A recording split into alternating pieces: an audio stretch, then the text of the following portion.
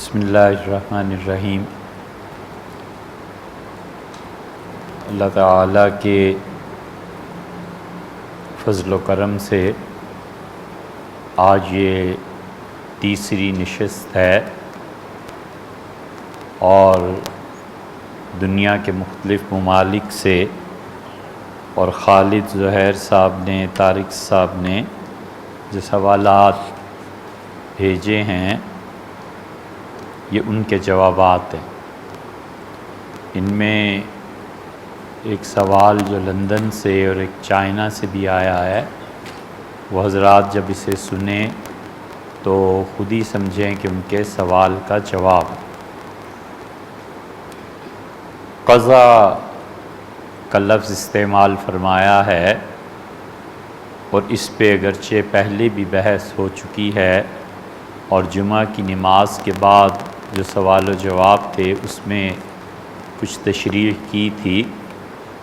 اصل قصہ یہاں سے شروع ہوتا ہے کہ حضرت رسالت مآب صلی اللہ علیہ وسلم نے یہ بات ارشاد فرمائی ایک بچے کو دیکھ کر۔ اس بچے کے سر کے بعض حصوں کے بال کاٹ دیے گئے تھے اور بعض حصوں میں بال تھے، تو ارشاد فرمایا کہ یا تو سارے بال اتروا دو یا سارے رکھ لو، اور منع فرمایا رسول اللہ صلی اللہ علیہ وسلم نے قضا سے۔ راوی جو ہیں وہ اس کی تشریح کرتے ہیں صحیح بخاری کی روایت میں کہ وہ ان سے پوچھتا ہے ان کا شاگرد کہ حضرت یہ لفظ کیا ہے، اور ابن قیم رحمۃ اللہ علیہ نے اس کی ایسی تشریح کی ہے جو باقی امت کے لیے قابل قبول ہے۔ ابن قیم، ابن تیمیہ اور یہ حضرات بسا اوقات ایسی تشریحات کتاب و سنت کی کرتے ہیں جو باقی امت کے لیے قابل قبول نہیں ہوتی۔ رحمہم اللہ انہوں نے کئی چیزیں اپنی کتابوں میں لکھی ہیں جس سے بعد کے آنے والوں نے تسلیم نہیں کیا، اور اس کی ایک سیدھی سی وجہ یہ بھی ہے کہ جہاں جہاں انہوں نے حنبلی فقہ سے قدم نکالا ہے وہاں امت نے انہیں قبول نہیں کیا۔ مثلا 3 طلاق کا مسئلہ ہے، ابن قیم رحمۃ اللہ علیہ کے ہاں تو اور بھی مسائل ہیں، اور حدیث کو دیکھ کے براہ راست ان سے مسائل کا استنباط کرنا، یہاں پہنچ کے علماء کو ان سے اختلاف پیدا ہوا ہے۔ لیکن یہ جتنا بھی گروہ ہے بہرحال انہوں نے خدا کے دین کے لیے کام کیا ہے، اور یہاں تک کہ انہیں اپنی صدی کا مجدد قرار دیا گیا۔ ابن تیمیہ رحمۃ اللہ علیہ کے متعلق بہت لوگوں نے لکھا ہے کہ وہ 7ویں صدی کے مجدد تھے۔ 661 ہجری میں وہ پیدا ہوئے اور 728 ہجری میں ان کا انتقال ہوا، اور ان کی دین کے لیے بے پناہ بے شمار خدمات ہیں۔ لیکن 2-4 مسئلوں میں اگر انہوں نے اپنی کوئی انفرادی رائے ظاہر کی ہے تو ہمیں یہ مناسب نہیں ہے کہ ہم اس کی وجہ سے ان کے احترام میں کمی کریں۔ ابن قیم ہیں جن سے بات ہماری شروع ہوئی تھی۔ ابن قیم کی زاد المعاد رحمہ اللہ وہ سیرت میں ایسی کتاب ہے کہ کم ہی ایسی کتابیں لکھی گئیں۔ بہت اس کا خیال آتا ہے کہ کاش کوئی آدمی زاد المعاد جیسی کوئی کتاب سیرت طیبہ پہ حنفی فقہ کے مطابق مرتب کر۔ بڑا وسیع علم چاہیے اس کتاب کے لیے، اور اس کو پڑھ کے پتہ چلتا ہے کہ ابن قیم رحمۃ اللہ علیہ کی کتنی گہری نظر تھی۔ ابن قیم نے یہاں جو اس کی تشریح کی ہے قضا کی، وہ باقی امت نے بھی اسے قبول کیا ہے۔ وہ کہتے ہیں کہ عربوں میں بال کٹوانے کے جو طریقے تھے اس میں قضا شامل تھا، اور اس کا مطلب یہ ہے کہ اس کی 4 قسمیں۔ ایک قسم تو یہ ہے کہ سر کے درمیان میں بال چھوڑ دیے جائیں اور قرب و جوار سے سارے اطراف سے اسے شیو کر دیا جائے۔ ہم نے یہ نہیں کہا کہ اسے کاٹ دیا جائے۔ تقصیر اور تحلیق میں فرق ہے اور یہ فرق ہمیشہ پیش نظر رکھنا چاہیے۔ ایک ہے حلق، حلق کا مطلب ہے سر کے بال منڈوا دینا، اور ایک ہے قصر، اس کا مطلب ہے کینچی سے کٹوا دینا۔ قرآن کریم نے دونوں لفظ استعمال کیے ہیں۔ اللہ تعالیٰ نے فرمایا حضور صلی اللہ علیہ وسلم کے خواب کے متعلق کہ لقد صدق اللہ رسولہ الرؤیا بالحق، اللہ نے اپنے نبی صلی اللہ علیہ وسلم کا خواب بالکل سچا کر کے تم لوگوں کو دکھا دیا۔ لَتَدْخُلُنَّ الْمَسْجِدَ الْحَرَامَ انشاء اللہ، اور اگر اللہ نے چاہا تو تم عمرہ کرنے کے لیے جاؤ گے، بیت اللہ میں داخل ہوگے، اور اس عمرے میں کیا ہوگا؟ محلقین رؤوسکم ومقصرین، تم میں سے کچھ لوگ اپنے سر کے سارے بال منڈا دیں گے، شیو کر دیں گے، اور کچھ کینچی سے کتروائیں گے۔ جب یہ مرحلہ پیش آیا تو رسول اللہ صلی اللہ علیہ وسلم دیکھ رہے تھے۔ نبی کریم صلی اللہ علیہ وسلم نے ان 4-5 مواقع پہ جب حج کے لیے عمرے کے لیے آئے ہیں تو اپنے سر کے بال اتروائے ہیں پورے، اس کے علاوہ نہیں ہے۔ حضور صلی اللہ علیہ وسلم بال رکھتے بھی تھے اور بال رکھنے کو پسند بھی فرماتے تھے۔ یہ جو سر منڈانا ہے نا، یہ آپ کے ہاں ایسا نہیں تھا۔ یہ تو پہلے عرض کیا تھا آپ سے کہ سیدنا علی رضی اللہ عنہ سے بات چلی تھی، ادروائز وہاں یہی چیز تھی۔ تو حضور صلی اللہ علیہ وسلم جب لوگوں کو دیکھا کہ وہ بالوں کے معاملے میں کیا رویہ اختیار کر رہے ہیں، تو حج کا مسئلہ تھا، عمرے کا اتنا بڑا مسئلہ تھا، تو آپ نے فرمایا کہ رحم اللہ المحلقین، اللہ کی رحمت ہو جنہوں نے سر کے سارے بال منڈوا دی۔ وہ جنہوں نے حجامت کرائی تھی ان کا المقصرین یا رسول اللہ کے رسول جنہوں نے کتروائے ہیں کینچی سے، ان کا کیا بنے گا؟ تو آپ نے دوبارہ فرمایا کہ رحم اللہ ان پر رحم کرے جنہوں نے شیو کرا دیا سر۔ انہیں پھر کہا اللہ کے رسول جنہوں نے حجامت کرائی ہے۔ حضور صلی اللہ علیہ وسلم نے بعض روایات میں آتا ہے تیسری مرتبہ اور بعض میں آتا ہے دوسری مرتبہ کے بعد کہا المقصرین، ان پہ بھی ہو ہی جائے، یہ بھی آ ہی جائیں اس میں۔ ان کے لیے یہ الفاظ عمومی طور پر نہیں ملتے، اس لیے دو چیزوں میں فرق ہے۔ آپ دیکھیں مونچھوں کا کیا حکم ہے۔ مونچھیں نہ رکھنا یہ ہوا ہے۔ عبداللہ ابن عمر رضی اللہ عنہ اپنی مونچھوں کو کترواتے تھے اور کینچی لے کے اس سے اتنے زیادہ اپنے اوپر کے ہونٹ کو صاف کرتے تھے ایسے لگتا تھا جیسے کہ شیو کر دیا گیا ہو۔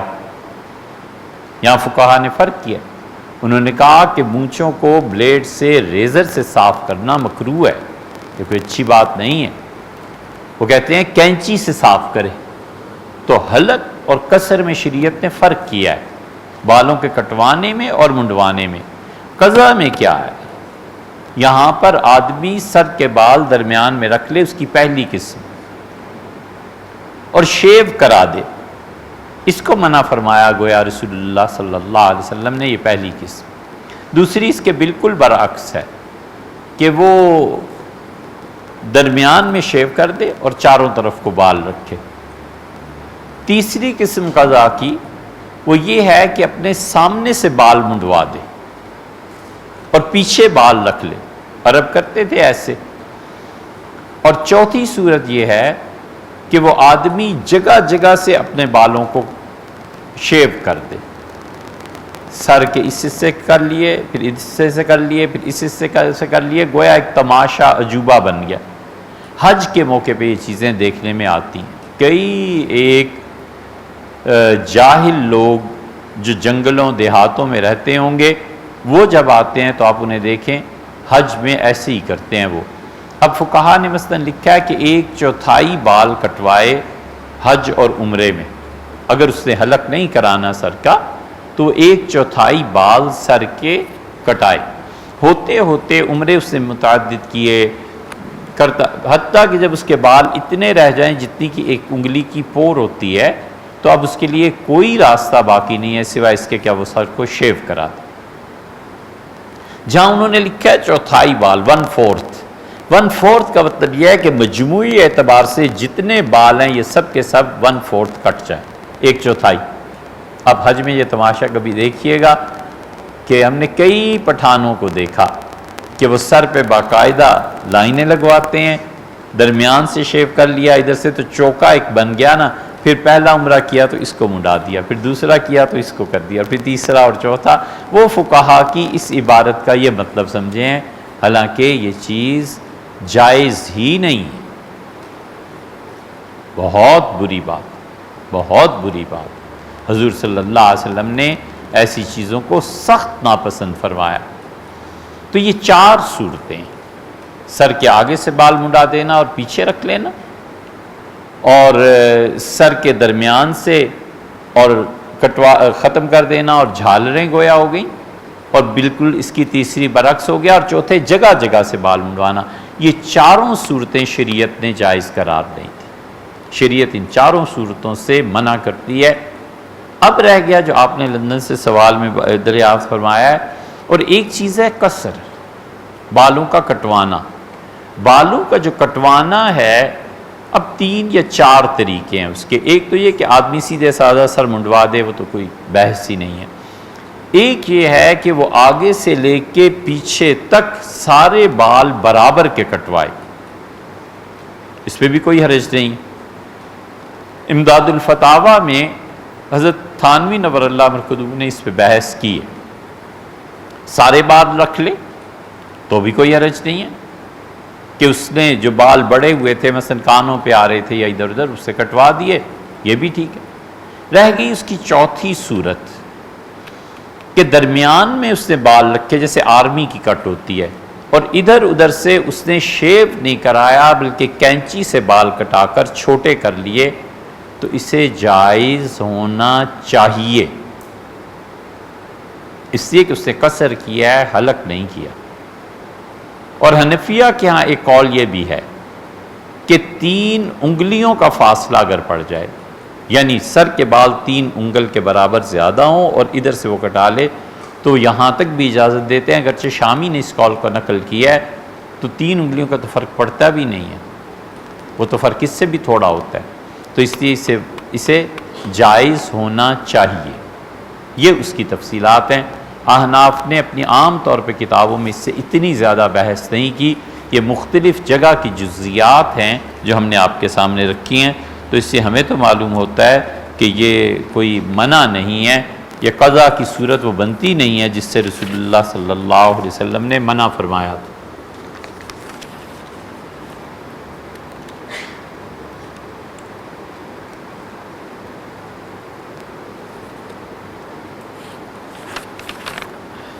آج کی نشست میں ایک اور سوال یہ ہے کہ عورتوں اور مردوں کی نماز میں فرق کیا ہے؟ یہ ابھی بحثیں چلی ہیں، پہلے تو ایسے نہیں ہوتا تھا، عورتیں ایک ہی طرح نماز پڑھتی تھیں۔ اب یہ جتنے عربی کو نہ جاننے والے اور محض اردو کی کتابوں کی حدیثیں دیکھ دیکھ کے مسائل کا استنباط کرتے ہیں نا، یہ فتنہ اس وقت سے پھیلا ہے کہ عورتیں بھی ایسی ہی نماز پڑھیں جیسے مرد پڑھتے ہیں۔ عورتوں اور مردوں کی نماز میں شامی رحمۃ اللہ علیہ نے جو فرق گنوائے ہیں، پہلے ہم وہ گن دیتے ہیں اور پھر اس کے بعد ہم بات کریں گے اس پہ کہ اصل میں اس اختلاف کی وجہ کیا۔ شامی رحمۃ اللہ علیہ نے بحث کی ہے کہ، اور انہوں نے عورتوں اور مردوں کی نماز میں زیلعی رحمۃ اللہ علیہ کے حوالے سے 10 فرق لکھے ہیں، اور وہ کہتے ہیں کہ اس سے بھی زیادہ ہو سکتے ہیں۔ ایک تو یہ ہے کہ عورت تکبیر تحریمہ کہتے ہوئے اپنے دونوں ہاتھوں کو اٹھائے گی کندھوں تک، وہ کندھوں سے زیادہ اٹھائے گی تو مردوں کے برابر ہو جائے گی۔ اس سے منع کیا کہ عورت اپنے دونوں ہاتھوں کو کندھوں تک اٹھائے، اور پھر دوسری بات یہ ہے کہ جو کپڑے اس نے پہنے ہوئے ہیں وہ اپنے بازو کو کف سے باہر نہیں نکالے گی، اس لیے کہ اگر اس کی کلائی نظر آتی ہے تو کلائی آغاز ہے عضو کا جو کوہنی تک جاتا ہے، تو اس کی کلائیاں ڈھانپی بھی ہونی چاہیے، سطر میں ہونی چاہیے۔ تیسرا انہوں نے کہا کہ وہ ہتھیلی پر ہتھیلی رکھے گی اپنے سینے کے نیچے، یعنی جو ابھار ہیں ان کے نیچے اپنی ہتھیلی پر ہتھیلی رکھے گی، ہاتھوں کو باندھے گی نہیں۔ چوتھا فرق انہوں نے کہا کہ رکوع کے لیے وہ تھوڑا جھکے گی، مرد کے لیے حکم ہے۔ حضور اقدس صلی اللہ علیہ وسلم رکوع میں اتنا جھکتے تھے کہ صحابہ کرام رضی اللہ عنہ کہتے ہیں کہ ان کا سر مبارک، کمر اور پیٹھ ایک لیول پہ آ جاتی تھی۔ ایک جگہ آتا ہے کہ ہم میں سے کوئی پانی کا بھرا ہوا پیالہ رکھ دیتا تو ہموار سطح پہ رکھتا، اس میں چھلک پیدا نہ ہوتی۔ لیکن عورت کے لیے حکم الگ ہے، وہ یہ ہے کہ بس اس کے لیے اتنا کافی ہے کہ وہ رکوع میں تھوڑا سا جھک جائے، اس کی انگلیاں اس کے گھٹنوں کو چھو لیں۔ مرد میں بھی ایسے ہو سکتا ہے، مثلاً وہ آیا نماز پڑھنے کے لیے، امام صاحب رکوع میں گئے تھے، تو اب وہ کیا کرے، وہ جلدی سے شامل ہوا، اگر اس کی انگلیوں نے گھٹنوں کو چھو لیا تو اس آدمی کا رکوع ہو گیا، اور جب رکوع ہو گیا تو اس سے رکعت بھی مل گئی۔ پانچواں فرق یہ انہوں نے کہا ہے کہ مرد جیسے انگلیاں کھولے گا اپنے رکوع میں اور گھٹنے کو پکڑے گا، حضور صلی اللہ علیہ وسلم کا طریقہ یہی تھا۔ نبی کریم صلی اللہ علیہ وسلم سجدے میں انگلیوں کو آپس میں ملا لیتے تھے، اور رسول اللہ صلی اللہ علیہ وسلم انگلیوں کو کھلا کر دیتے تھے، فل کھول دیتے تھے جب رکوع میں جاتے تھے، اور گھٹنے کو مضبوطی سے پکڑ لیتے تھے۔ عورت ایسے نہیں کرے گی۔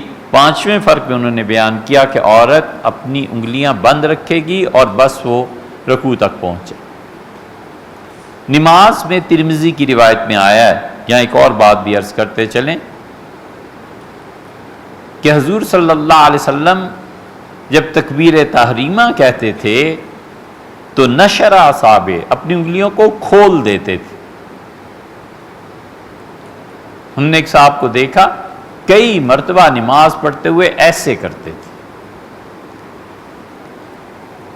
تو حقیقت میں خیال آیا کہ یہ اتنی لمبی داڑھی ہے اور یہ ساری چیزیں کرتے ہیں، اس حدیث کا مفہوم انہیں معلوم ہوگا، چلو پوچھ لیتے ہیں، شاید ہم سے غلطی ہو۔ تو انہوں نے کہا ترمذی میں آیا، حدیث میں آیا، حضور صلی اللہ علیہ وسلم ہاتھوں کی انگلیاں کھول دیتے تھے۔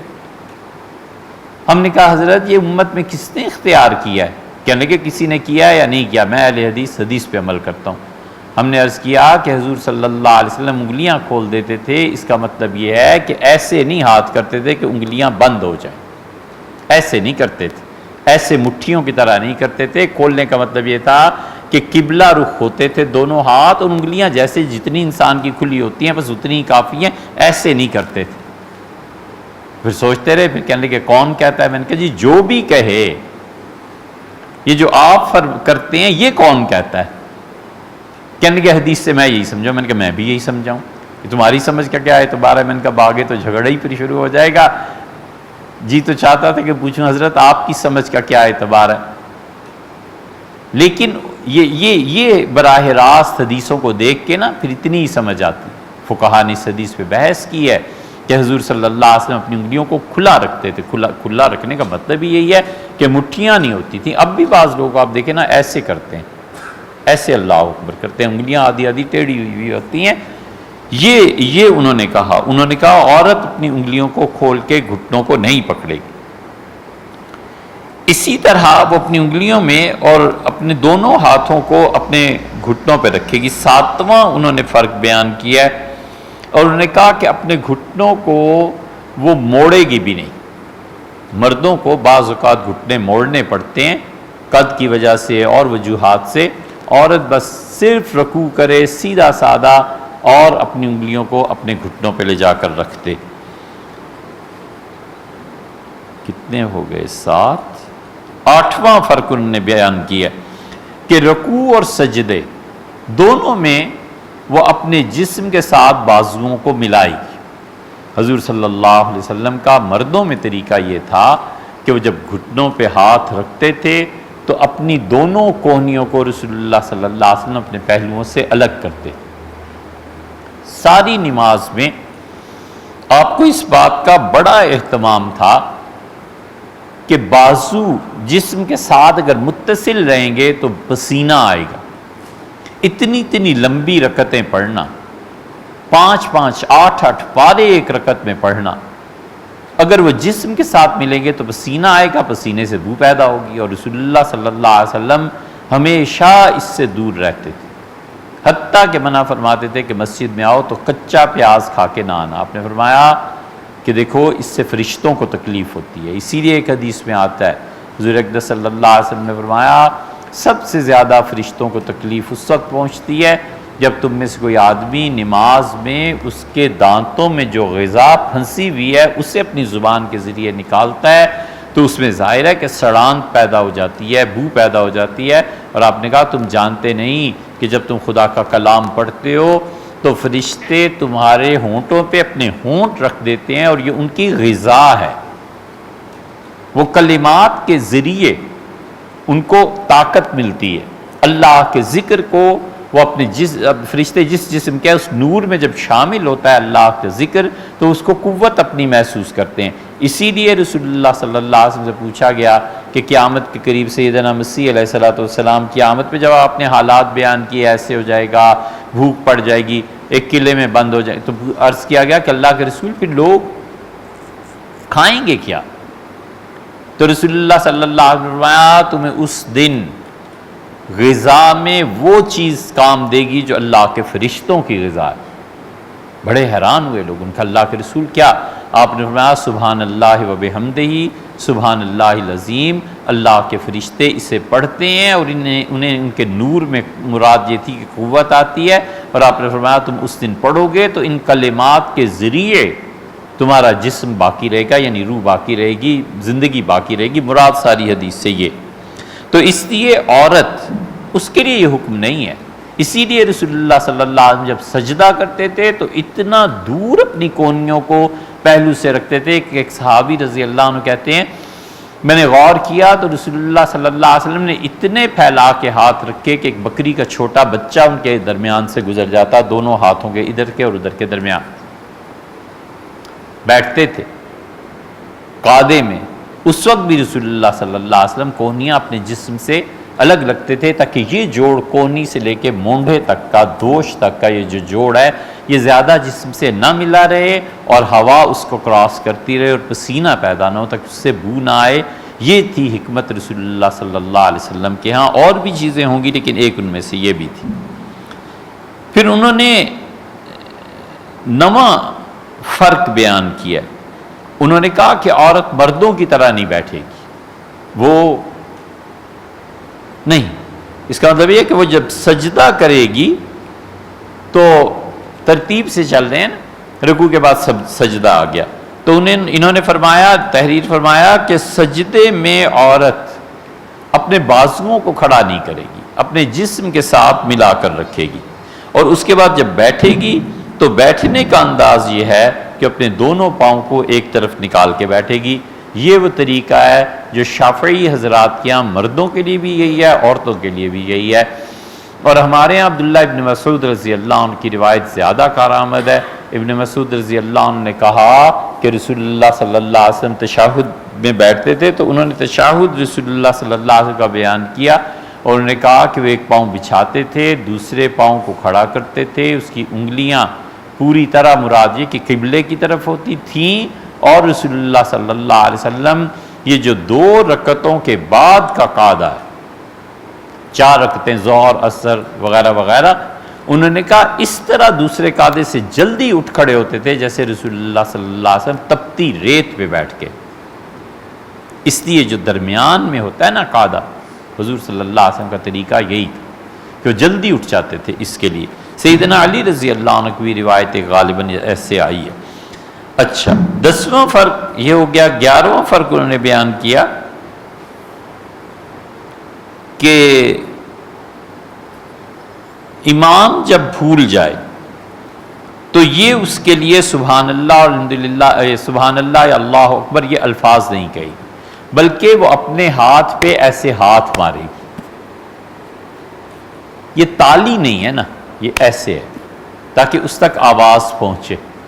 آپ کے ملک کے ایک بہت بڑے مذہبی رہنما اور سیاست بھی، اور یہ تو انہیں حال کسی کو پڑ گیا، وہ ویڈیو بھی ہے تو ہم نے اس میں دیکھا وہ بار بار ایسے کر رہے تھے، تو ہم نے کہا یہ تالی سے بچنے کے لیے انہوں نے ایسے کیا ہے۔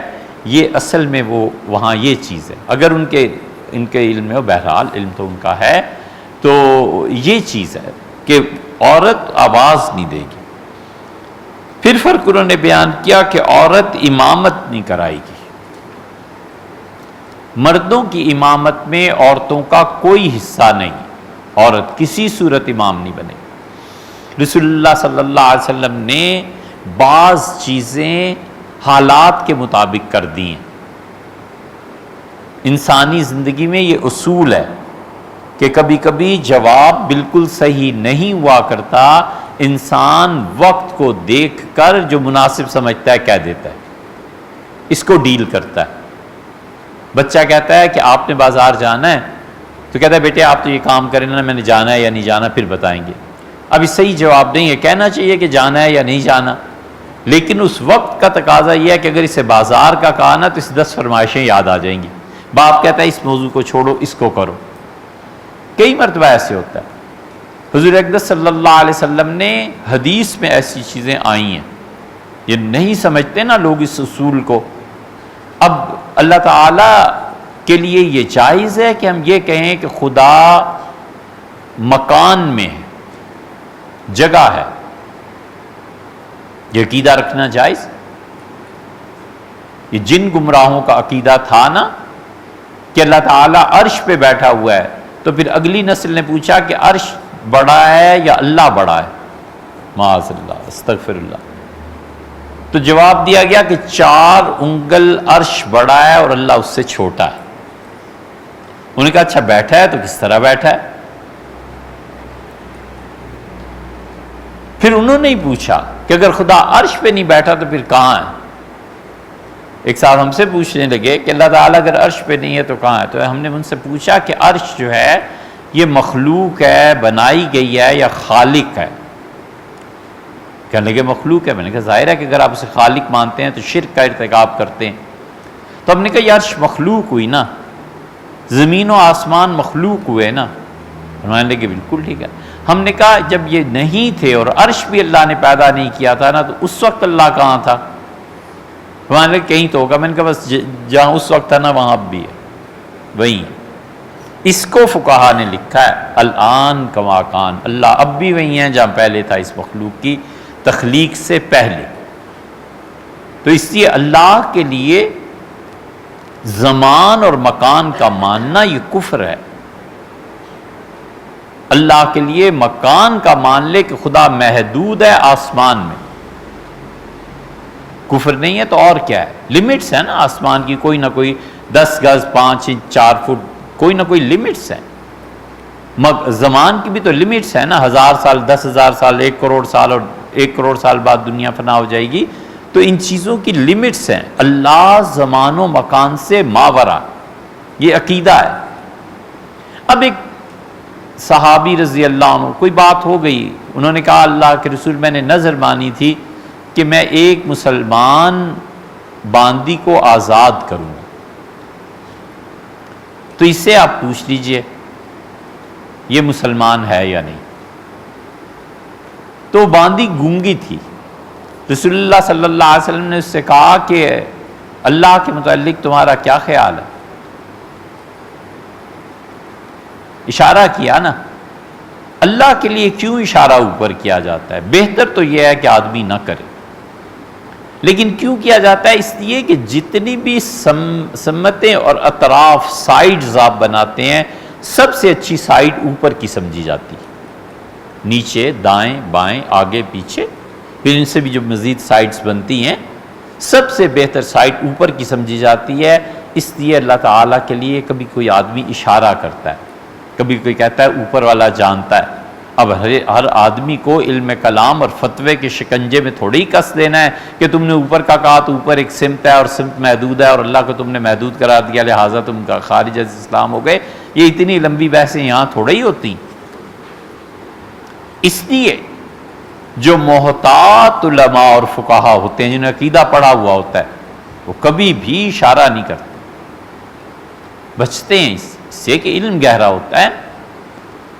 امام احمد ابن حنبل رحمۃ اللہ علیہ تشریف لائے، اور ان کے بیٹے عبداللہ حدیث بیان کر رہے تھے کہ اللہ تعالیٰ نے اپنے ہاتھوں سے یہ چیز بنائی. بعض چیزوں کے متعلق آتا ہے کہ اللہ نے کہا میں نے اپنے ہاتھوں سے ان چیزوں کو بنایا. آدم علیہ السلام کے متعلق آتا ہے اللہ نے کہا کہ ہم نے اسے اپنے ہاتھوں سے بنایا.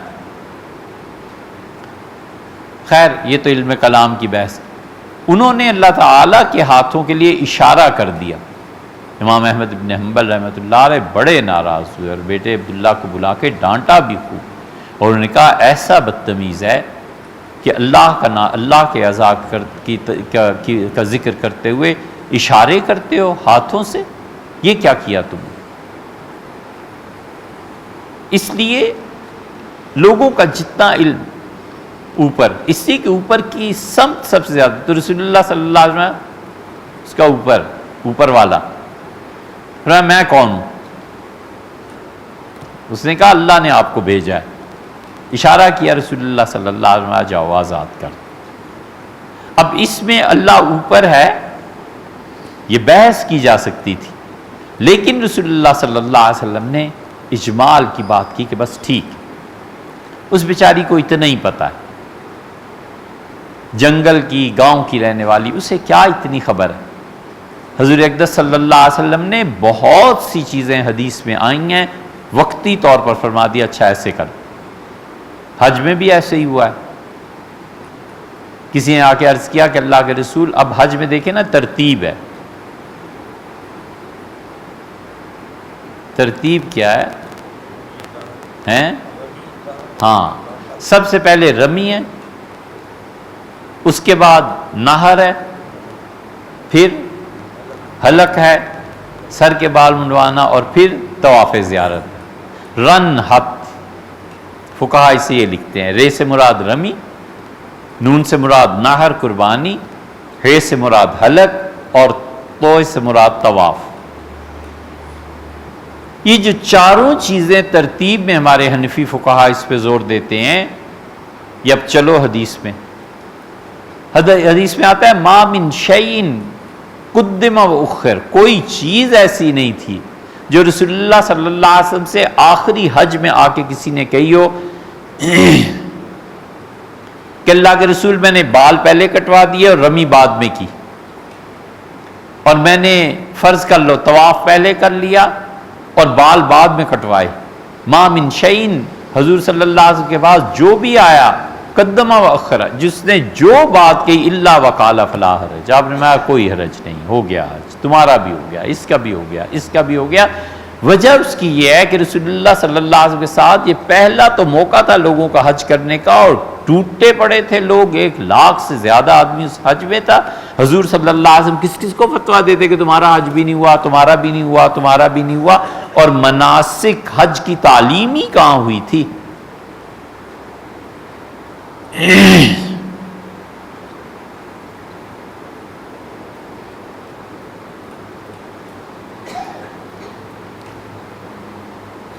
اس لیے حضرت رسالت پناہ صلی اللہ علیہ وسلم بعض چیزوں میں ایسے کر دیتے تھے, حدیث میں ہر جگہ آیا. اسی لیے حنابلہ اس کے قائل ہی نہیں ہیں, حنبلی فقہا اس کو نہیں مانتے, وہ کہتے ہیں آگے پیچھے جو مرضی کرو سب جائز. حنفی فقہا نے اس میں ترتیب رکھی ہے, وہ کہتے ہیں کہ حدیث میں تو آیا الا وقال فلا حرج, حضور صلی اللہ علیہ وسلم جو بھی آپ نے کوئی پرواہ نہیں, کوئی پرواہ, ہو گیا حج, تمہارا بھی ہو گیا, تمہارا بھی ہو گیا. حنفی فقہا اس کے جواب میں یہی کہتے ہیں, وہ کہتے ہیں مناسک کی تعلیم ہی نہیں ہوئی تھی, جنگلوں گاؤں سے لوگ آئے تھے, حضور صلی اللہ علیہ وسلم پہ ایمان لائے تھے, نئے نئے مسلمان تھے, تو کہاں ایسے ہو سکتا تھا. اس کی ایک تیسری بھی مثال بھی دوں. حضور اقدس صلی اللہ علیہ وسلم نے واضح لفظوں میں فرمایا ہے, کسی اور کو رعایت نہیں دی. آپ نے فرمایا علی جس شخص پہ غسل واجب ہو جائے اس کے لیے مسجد میں آنا جائز نہیں ہے سوائے تمہارے اور میرے. سیدنا علی رضی اللہ عنہ واحد آدمی ہیں جن کو حالت جنابت میں رسول اللہ صلی اللہ علیہ وسلم نے مسجد میں آنے کی اجازت دی تھی. خود مستثنا فرمایا, کون کو یہ کہہ سکتا ہے کہ کیوں کیا, کیا کیا. تو اس لیے یہ چیزیں شریعت میں ہیں. اب ایک عورت آتی ہے, صحیح حدیث میں آیا حضور صلی اللہ علیہ وسلم نے فرمایا اچھا تمہارے یہاں مرد کوئی نہیں نا تو اپنے نوکروں کو جمع کر کے خود ہی نماز پڑھا دیا کرو۔ حویلی میں وہ رہتی تھی اور رسول اللہ صلی اللہ علیہ وسلم کے پاس مسجد نبوی میں کیسے آتی، اور ان کے غلام نے انہیں مار بھی دیا تھا، تو وہ اپنی حویلی میں اس وقت جو بھی موجود ہوتے تھے نوکر چاکر ان سب کو کھڑا کرتی تھی، نماز پڑھا دیتی تھی۔ حضور صلی اللہ علیہ وسلم تم پڑھا دیا کرو۔ اب یہ اس کو قاعدہ کلیہ بنانا ہے کہ عورت کی امامت جائز ہے، پھر اس کو بھی قاعدہ کلیہ بناؤ۔ سیدنا علی رضی اللہ عنہ سے فرمایا تھا کہ غسل واجب ہو تو بھی مسجد میں آ جا کرو، تو اس سے کوئی پرواہ نہیں، پھر اس کو بھی قاعدہ بنا لو۔ کرنا کیا ہے آخر؟ اس لیے یہ جو انہوں نے لکھا ہے نا کہ عورت کا حق امامت میں نہیں ہے، اس ایک واقعے کے علاوہ کبھی ایسے ہوا ہے کہ عورتوں نے امامت کی ہو؟ پھر چلے جاتے ہیں ام المومنین حضرت عائشہ رضی اللہ عنہ نے فوج کی قیادت کی تھی سیدنا علی رضی اللہ عنہ کے مقابلے میں، طلحہ اور زبیر رضی اللہ عنہ وغیرہ ان کے انڈر تھے۔ بھائی وہ معاملہ اور تھا، یہ معاملہ اور ہے۔ ام المومنین حضرت عائشہ رضی اللہ عنہ تشریف لے گئی ہیں، انہوں نے سیدنا علی رضی اللہ عنہ سے خود کہا ہے مذاکرات میں کہ ہم عثمان کے خون کے لیے آئے ہیں، بس اتنی بات تھی اور وہ لڑائی چھڑ گئی، غلط فہمی ہوئی دونوں طرف، اور جو قاتل تھے حضرت عثمان رضی اللہ عنہ کے یا اس میں حصہ لینا ادھر بھی چلے گئے ادھر بھی چلے گئے۔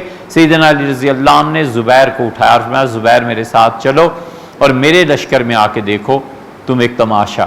سیدنا علی رضی اللہ عنہ کھڑے ہوئے اور انہوں نے کہا کون ہے جس نے عثمان رضی اللہ عنہ امیر المومنین کو شہید کیا ہے، اور میرا ارادہ ہے کہ میں ان سے قصاص لوں۔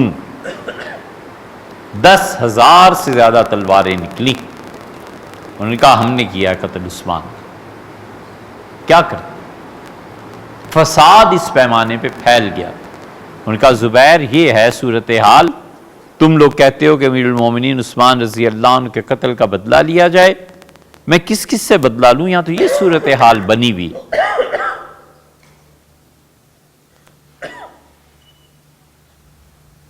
انہوں نے فرمایا میں کس کس سے بدلہ لوں، یہاں تو یہ صورتحال بنی ہوئی۔ تو نتیجہ یہ کہ زبیر رضی اللہ عنہ خاموشی سے واپس آ گئے، اور جب ادھر والوں نے ادھر تیر چلائے رات کی روشنی میں اور ادھر سے سمجھے کہ حملہ ہو گیا، انہوں نے جوابی تیر چلانے شروع کیے۔ ام المومنین عائشہ رضی اللہ عنہ نے کہا انا للہ پڑھی، اور ان کا علی تو مجھ سے وعدہ کر کے گئے تھے، یہ انہوں نے کیا کیا؟ حضرت علی رضی اللہ عنہ اٹھے، سوئے ہوئے تھے، اور انہوں نے تلوار لی کہ لڑائی شروع ہو گئی ہے، اور انہوں نے کہا اللہ میں برات کا اظہار کرتا ہوں، ہم نے عثمان کے خون میں کوئی حصہ نہیں۔ یہ غلط فہمی ہو گئی جو ہو گئی، اس کو آپ نماز پہ اس واقعے کے علاوہ ہے کیا؟ عورتوں نے امامت کی کہاں ہے؟ کہیں بھی نہیں۔ خلفائے راشدین کا سارا زمانہ گزرا ہے، ایسے ایسے فاضل صحابہ رضی اللہ عنہم امہات المومنین سے آ کے مسائل پوچھتے تھے۔ سیدنا عمر رضی اللہ عنہ جیسے آدمی نے کہا کہ جاؤ اور عائشہ رضی اللہ عنہ سے مسئلہ پوچھو اور مجھے بھی آ کے بتانا۔ ام المومنین عائشہ رضی اللہ عنہ رہتی کہاں تھی؟ مسجد نبوی میں ایک نے صبح کی نماز کے بعد بیان شروع کر دیا، تو حضرت عائشہ رضی اللہ عنہ نے کہا اس سے کہو چپ کرے یا آہستہ بولے، یہ میرے سونے کا وقت ہے، اور اگر آئندہ ایسے ہوا نا تو میں عمر سے شکایت کرواؤں گی، انہیں بتاؤں گی تاکہ تمہارا علاج ہو۔ ساتھ ہی تو رہتی تھی، 58 ہجری تک حیات رہی ہے، ایک دن ایسا نہیں ہوا کہ ام المومنین نے نماز، کچھ بھی نہیں۔ اسی یہ نیا فتنہ اٹھا ہے کہ عورتیں نماز پڑھائیں گی، امامت کرائیں گی، عورتیں اب امامت کرانے لگی ہیں۔ حدیث میں آئے یار، حدیث میں تو یہ بھی آیا اور حدیث میں تو وہ بھی آیا، اسی لیے جی چاہتا ہے کہ کبھی 25-30 احادیث بخاری شریف سے نکال کے نا سامنے رکھوں کہ حدیث میں تو یہ بخاری میں آیا ہے حضور صلی اللہ علیہ وسلم دونوں سجدوں کے درمیان رفع یدین کرتے تھے، اس پہ بھی عمل کر لو۔ اب سوائے اہل تشیع کے اب یہ کہیں نہیں رہا۔ عبداللہ ابن عباس رضی اللہ عنہ کی روایت، اسی لیے انہوں نے کہا کہ عورتیں ان کا امامت میں کچھ نہیں، بہت زور لگا کر، بہت سوچ سمجھ کے کئی فقہا نے کئی مرتبہ بحث کر کے علامہ ابن حمام رحمۃ اللہ علیہ نے فتح القدیر میں ایک چیز لکھی ہے، انہوں نے لکھا ہے کہ یہ لڑکیوں کا حفظ اسی لیے زیادہ اپریشیٹ نہیں کیا جاتا. وجہ اس کی یہ ہے کہ مہینے میں کچھ دن اس پہ آتے ہیں، وہ قرآن پڑھ نہیں سکتی، نتیجہ یہ کہ قرآن کچا پڑ جاتا، پھر وہ آہستہ آہستہ بھول جائے گی. اس لیے بچیوں کا حفظ کرنا زیادہ کچھ اتنا نہیں مانا گیا. فقہا نے کہا جو حفظ کرتی ہیں اس کا کیا کرنا ہے، امامت تو ہے نہیں، تراویح پڑھا نہیں سکتی، قرآن زبانی سنائے کیسے؟ تو انہوں نے پھر ایک تجویز دی، انہوں نے کہا عورتوں کے درمیان کھڑی ہو، آگے مصلی پہ نہ جائے، اور وہ کھڑے ہو کے تراویح میں قرآن پاک اونچی آواز سے پڑھیں، اور دوسری جو حافظات ہیں وہ اس کا قرآن سنیں اور اس طرح نماز پڑھ لیں. اس کی گنجائش انہوں نے نکالی. امامت پھر بھی عورت کی نہیں. ختم نبوت کو ماننا ہے یا نہیں ماننا؟ کیا حضرت رسالت پناہ صلی اللہ علیہ وسلم کے بعد ابھی کسی اور نبی نے بھی آنا ہے ولیعوذ باللہ؟ خدا نے یہ سارے احکامات قیامت تک کے لیے دیے ہیں. اگر یہ احکامات قیامت تک کے لیے نہ ہوتے تو ایک نئے نبی کی ضرورت بھی تھی، پھر وہ آتا. اور فقہا نے جتنا اجتہاد کیا ہے اس اجتہاد کی کوئی بنیاد ہے، ایسے تھوڑا ہی ہے کہ جو جی میں آیا کہہ دیا فتویٰ دے دیا. فقہا کے اجتہاد کی جو بنیادیں ہیں وہ قائم ہوں گی تو مجتہد کو حق پہنچتا ہے کہ وہ اجتہاد کرے.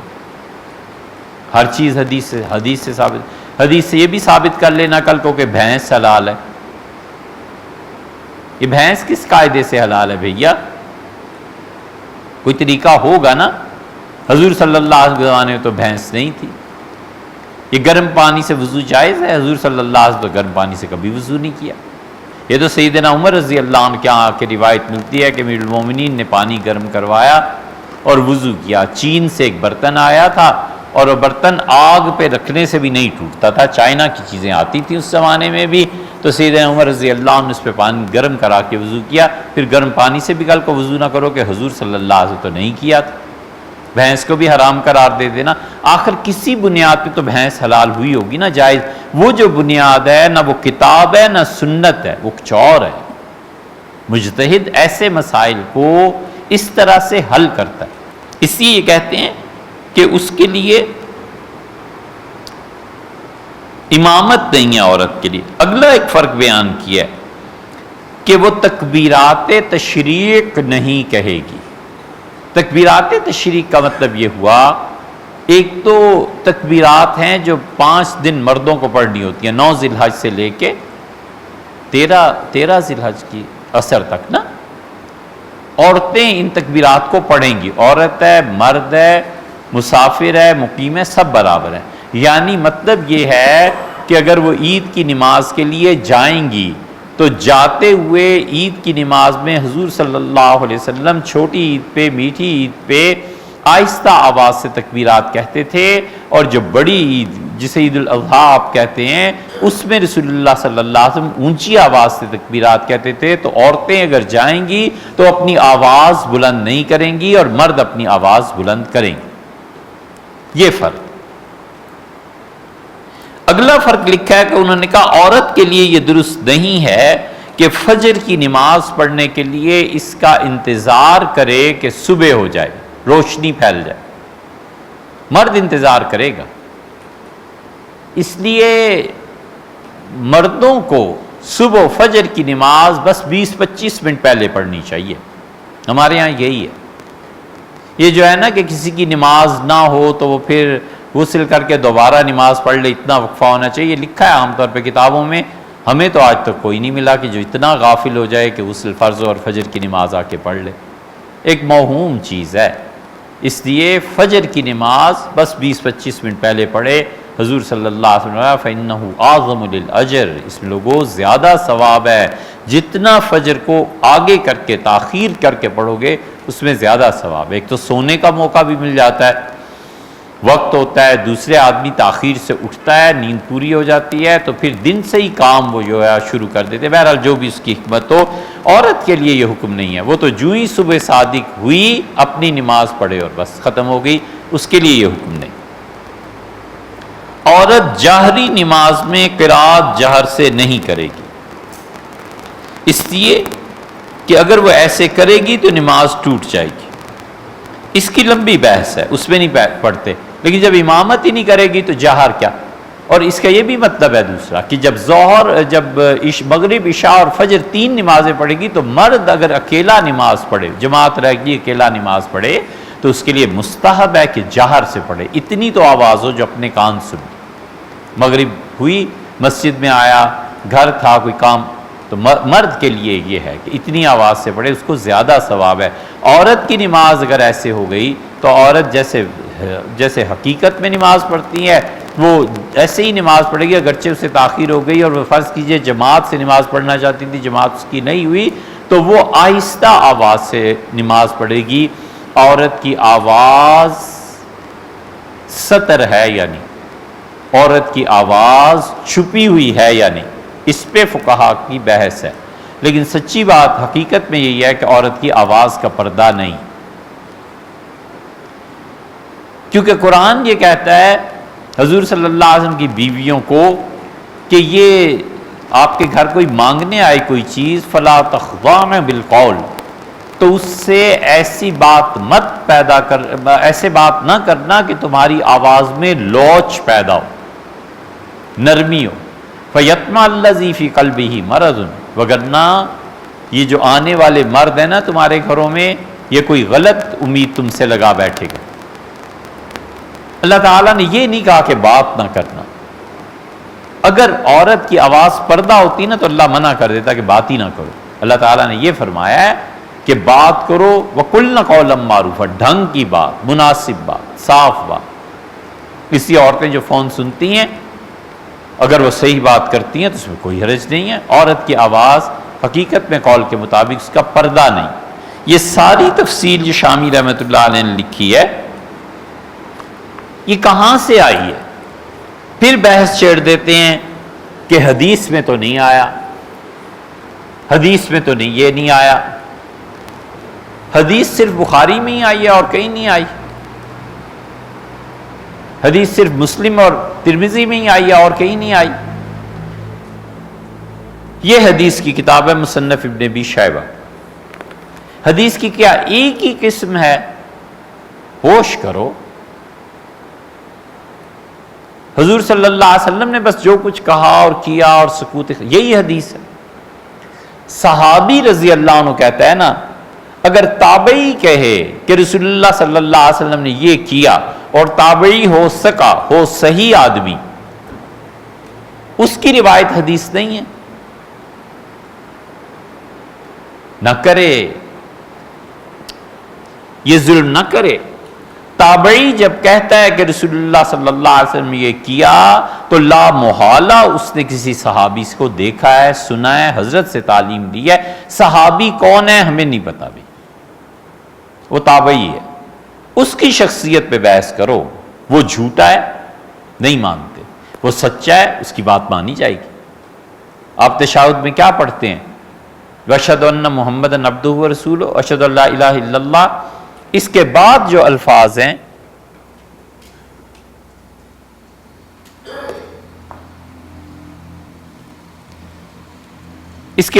الفاظ ہیں اشہد ان لا الہ الا اللہ کے بعد وحدہ لا شریک لہ، یہ تابعی کا اضافہ ہے۔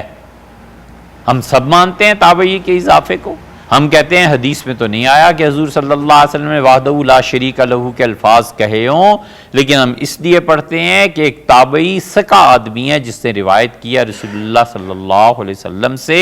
اب اس کے درمیان اور حضرت رسالت پناہ صلی اللہ علیہ وسلم کے درمیان کون سے صحابی تھے ہمیں نہیں معلوم، لیکن تابعی جب حدیث بیان کرے وہ حدیث مرسل کہلاتی ہے۔ یہ دیکھ لینا اصول میں اس کا کیا نام ہے، وہ حدیث مرسل کہلاتی ہے، اور ایسی حدیث قابل تسلیم ہوتی۔ امام ابو حنیفہ رحمۃ اللہ علیہ تابعی ہیں، وہ کہیں کہ رسول اللہ صلی اللہ علیہ وسلم یہ کیا تو امام ابو حنیفہ اور رسول اللہ صلی اللہ علیہ وسلم کے درمیان واسطہ کون ہے؟ پڑھی کیا ہے تمہیں اتنا ڈھونڈنے کی ڈھونڈ لو، تحقیق کر لو، لیکن امام ابو حنیفہ رحمۃ اللہ پہ بحث کرو یہ آدمی صحیح ہے یا غلط۔ اب تابعی کی بات کرتے ہیں، تبع تابعی۔ امام مالک رحمۃ اللہ علیہ کہہ دیں کہ حضور صلی اللہ علیہ وسلم یہ کیا ہے بحث مالک پہ کیجئے کہ مالک نے کس سے سنا ہے اور انہوں نے کس صحابی سے سنا ہے، اور پھر رسول اللہ صلی اللہ علیہ وسلم ہے۔ امام مالک کے اور رسول اللہ صلی اللہ علیہ وسلم کے درمیان کم سے کم 2 واسطے ہونے چاہیے، ایک ان کا استاد کوئی بھی تابعی ہو، اور پھر صحابی رضی اللہ عنہ، یہ 2 آدمی ہونے چاہیے۔ ہم کہتے ہیں امام مالک رحمۃ اللہ علیہ کا کہہ دینا کافی ہے یار، وہ جھوٹ نہیں بول سکتے، سوال ہی پیدا نہیں ہوتا حضرت رسالت پناہ صلی اللہ علیہ وسلم جھوٹ بولے۔ حسن بصری سے پوچھا گیا، وہ کہتے تھے رسول اللہ صلی اللہ علیہ وسلم، حسن بصری تو تابعی ہیں، انہوں نے کہا مجھ سے پوچھتے ہو کہ میں رسول اللہ صلی اللہ علیہ وسلم کی بات کیسے بیان کرتا ہوں، میرے اور ان کے؟ دیکھو جب کسی میری جملے میں یہ آئے کہ رسول اللہ صلی اللہ علیہ وسلم نے کیا ہے، تو اس کا مطلب یہ ہے کہ میں نے 500 سے زیادہ صحابہ رضی اللہ عنہ سے سنا۔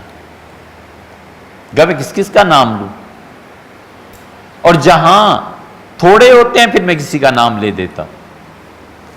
ہمارے نزدیک یہ حجت ہے، دلیل ہے، ہمارے نزدیک تو تبع تابعی بھی دلیل ہے۔ امام مالک رحمۃ اللہ، امام مالک رحمۃ اللہ علیہ کی موطا بھری پڑی ہے ایسی چیزوں سے، 600-700 روایات ہیں امام مالک رحمۃ اللہ علیہ کی مختلف کتابوں میں، موطا کے علاوہ بھی مالکی حضرات روایت کرتے ہیں، ہم اسے حجت اور دلیل مانتے ہیں۔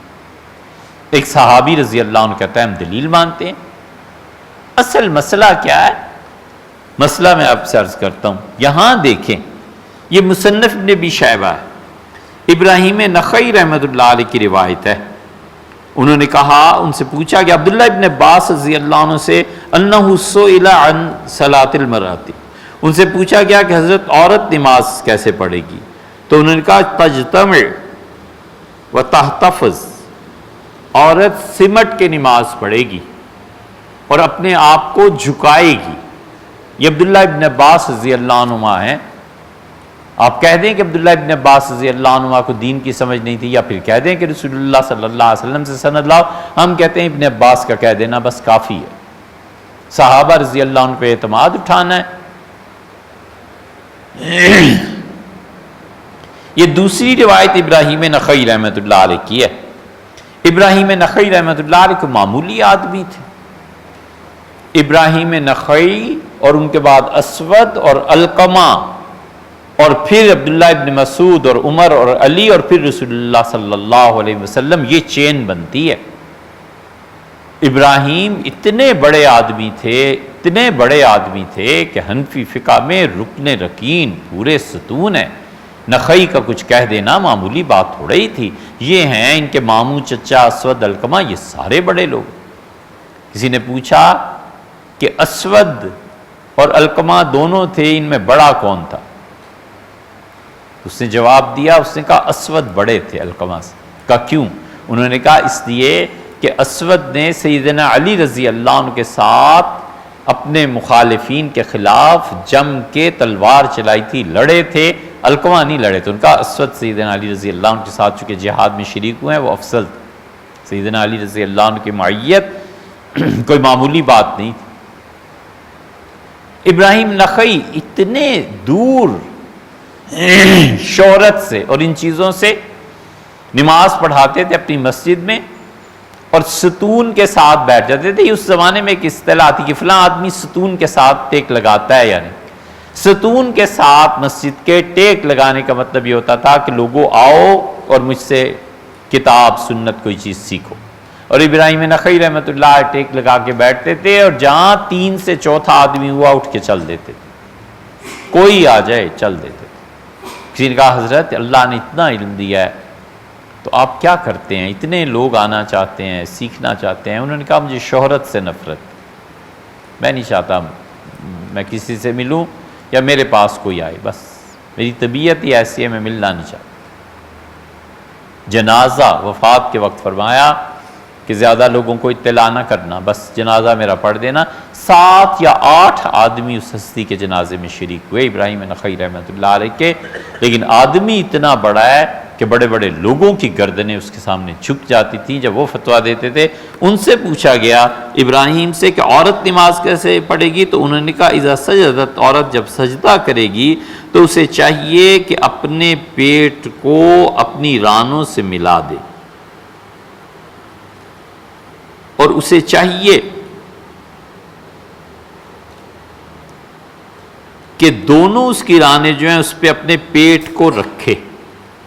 یہ کھل کے سجدہ کرنا اس کے منافی ہو گیا نا. اب ابراہیم نخعی رحمۃ اللہ نے کس سے سنا ہے؟ ہم کہتے ہیں کسی سے بھی سنا ہو تم ابراہیم پہ بات کرو، یہ آدمی سچا ہے یا جھوٹا ہے، یہ آدمی کیا ہے. انہوں نے یقیناً صحابہ کرام رضی اللہ عنہ سے سنا ہوگا.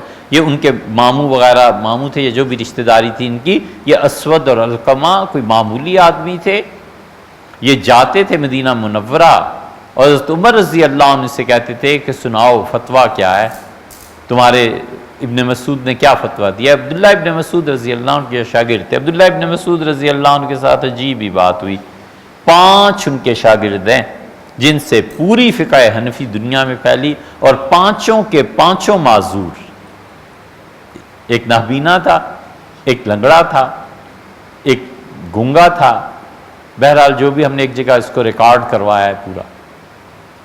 ابن مسعود رضی اللہ عنہ پہ جہاں بحث کی ہے وہ کئی بیانات ہیں، شاید 50-60 بیانات ہوں گے. اس کے آخر پہ ہم نے اسے ریکارڈ کروایا ہے کہ عبداللہ ابن مسعود رضی اللہ عنہ، یہ دلیل ہے اس کی کہ اللہ کسی معذور سے بھی کام لینا چاہے نا تو خدا ان کے فیض کو کہاں کہاں پہنچاتا ہے. اس لیے یہ نہیں دیکھنا چاہیے کہ یہ معذوری ہے اس کی اور کیا کرے گا.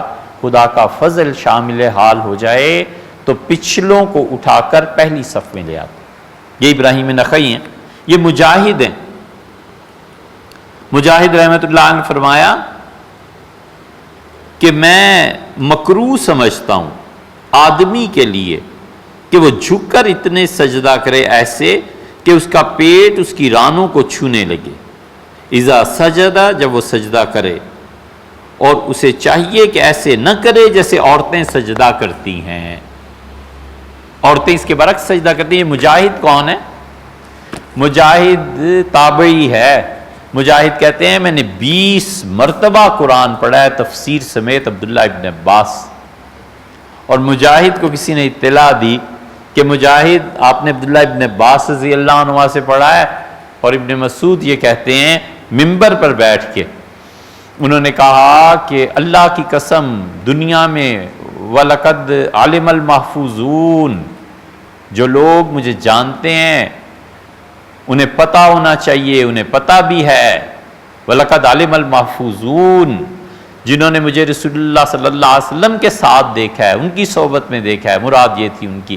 میں کہا وہ سب جانتے ہیں کہ دنیا میں ابن مسعود سے زیادہ، مجھ سے زیادہ قرآن کو کوئی جانتا ہوتا تو خدا کی قسم میں اس کے پاس جاتا قرآن پڑھنے کے لیے، سمجھنے کے لیے. میرے پاؤں ٹوٹ جاتے تو میں گھٹنوں کے بل جاتا. راوی کہتا ہے میں جلسے تقریر میں حضرت کی بات میں نے سنی، جا کر میں نے 16 صحابہ رضی اللہ عنہ سے پوچھا کہ آج انہوں نے یہ دعویٰ کیا ہے ممبر پہ بیٹھ کے، آپ کیا کہتے ہیں؟ ان کا 16 کے 16 جلیل القدر صحابہ رضی اللہ عنہ نے کہا وہ صحیح کہتا ہے، وہ ہم سب سے زیادہ جانتے ہیں. مجاہد سے کسی نے کہہ دیا، مجاہد آ گئے. مجاہد کہتے ہیں عبداللہ ابن مسعود رضی اللہ عنہ نے ایک مرتبہ مجھے تفسیر پڑھائی تو مجھے تمنا ہوئی کہ ابن مسعود نے ایک مرتبہ میں اتنا علم دے دیا جو عبداللہ ابن عباس 20 مرتبہ پڑھ کے ان سے مجھے اتنا نہیں ملا. علم تھا نا. عبداللہ ابن مسعود رضی اللہ عنہ ایسے تھوڑے ہی تھے. وہ جب اسلام بالکل جوان لڑکے تھے، ابھی تو داڑھی بھی نہیں اتری تھی، اور چرا رہے تھے بکریاں. تو حضور صلی اللہ علیہ وسلم اور حضرت بکر رضی اللہ عنہ یہ حضرات تو کہا دودھ دے دو. ابن مسعود نے انکار کر دیا. ان کا میں کیسے دودھ دے سکتا ہوں؟ کافر مالک تھا. ابن مسعود خود بھی مسلمان ہو سکتے ہیں. تو ان کا حضرت یہ تو مالک کی بکریاں ہیں، دودھ نہیں دیا. یہ امانت کا وصف رسول اللہ صلی اللہ علیہ وسلم کو بڑا پسند آیا. آپ نے میں ایسی بکری لے آؤ جس کا دودھ ابھی نہ آیا. انہوں نے ایک چھوٹی بکری پیش کر دی. حضور صلی اللہ علیہ وسلم اس کے تھنوں پہ ہاتھ رکھا. یہ آپ کا معجزہ تھا کہ اس میں دودھ آ گیا. ابن مسعود رضی اللہ عنہ کہتے ہیں بڑا حیران ہوا. تو حضور صلی اللہ علیہ وسلم مجھے بلایا اور مجھ سے پہلی بات یہ فرمائی کہ معلم الخیر، عبداللہ تم تو استاد ہو، عبداللہ تم معلم ہو، عبداللہ تم خیر کی تعلیم دینے والے ہو. بس رسول اللہ صلی اللہ علیہ وسلم کا جملہ عبداللہ کے ساتھ جڑ گیا. ساری زندگی تعلیم پہ عبداللہ نے لگا دی رضی اللہ عنہ. بہت بڑے آدمی.